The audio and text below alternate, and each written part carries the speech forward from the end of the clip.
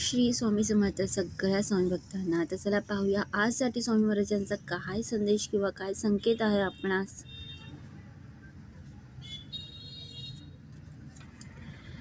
नाम जाप में परम आनंद है, तुम्हारी प्रार्थना ही असरदायी है, दूसरों के लिए भी किया करो प्यारे बच्चे.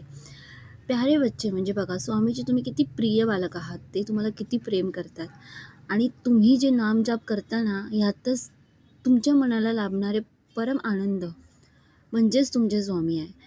म्हणजे तुम्ही होऊ शकता, तुम्ही नामजाप कशाही रीती करत असाल, तुम्ही लिखित नामजाप करत असाल, तुम्ही माळा घेऊन नामजाप करत असाल आणि ह्यातच परम आनंद आहे. जर एखादा व्यक्ती तुम्हाला येऊन म्हणत पण असेल की नामजाप करण्याने काय होणार आहे, काय होणार आहे, पण नाही, ह्यातच परम आनंद आहे. आणि तुम्हाला माहिती आहे, तुमच्या नामजापामुळे तुमची जी प्रार्थना आहे ना, त्या प्रार्थनांचा खूप खूप खूप असर होतो. तुम्ही स्वतःसाठी प्रार्थना करता आणि इथे मला वाटते की तुम्ही स्वतःसाठी जर प्रार्थना केली तर ती प्रार्थना तुमची स्वीकारली जाते देवाकडून आणि तुमचं जे काही काम असेल तो सुरळीत होतो, मला असं वाटतं आहे. तर मला असं, आणि इथे तुम्हाला संदेश का आला आहे की तुमची प्रार्थना इतकी असरदायी आहे, तर फक्त आपल्यापर्यंतच नाही तर दुसऱ्यांसाठी तुम्ही विचार करावा आणि तुम्ही दुसऱ्यांसाठी सुद्धा प्रार्थना करावी.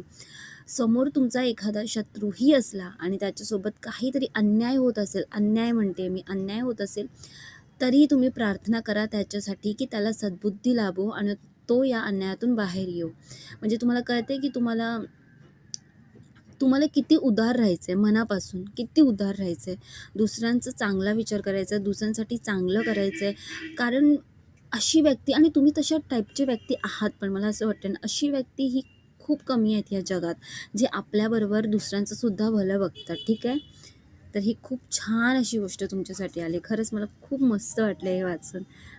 स्वामींचे तुम्ही लाडके आहात. लोगों की बातों में आकर रिश्ते खराब मत करो, खुद से बात करो या पता कर ही निर्णय लो. आणि बघा, मी इथं तुम्हाला बोलली पण होती नामजाप. जर लोकं तुम्हाला म्हणत असेल नामजाप काय, तर मला असं वाटलेलंच की काहीतरी लोकं आहेत जे तुम्हाला अडवतील. चांगलं काम करणाऱ्याला प्रत्येक कोण ना कोणतरी असं असतं जो अडवतो. तर इथे सुद्धा तुम्हाला सांगण्यात आले आहे की कधीही तुम्ही लोकांवर डोळे बंद ठेवून विश्वास करू नका. ज्याही गोष्टी आहेत त्या गोष्टीच्या मूळपर्यंत तुम्ही स्वतः जा आणि त्यानंतरच कोणतेही निर्णय घ्या. कोणाचं ऐकून किंवा कोणाच्या बोलण्यात येऊन कोणताही निर्णय घेऊ नका, मग पाहिजे ती व्यक्ती आपली जवळची का ना असो. ही गोष्ट तुम्ही सदैव लक्षात ठेवा. ठीक आहे. अजून एक संदेश काय तुमच्यासाठी. तुम्हें तुम्हारे अच्छे कर्मों का फल जरूर मिलेगा, वादा है जो खोया है उससे बेहतर मिलेगा. मला वाटतं तुम्ही खूप कॉम्प्रोमाइजेस केले आहात. ऑब्व्हियसली आपण जर खरी श्रद्धा भक्ती ठेवली की आपल्याला आयुष्यात संघर्ष करावा लागतो, त्या संघर्षाचं तुम्हाला फळ नक्कीच मिळणार. श्री स्वामी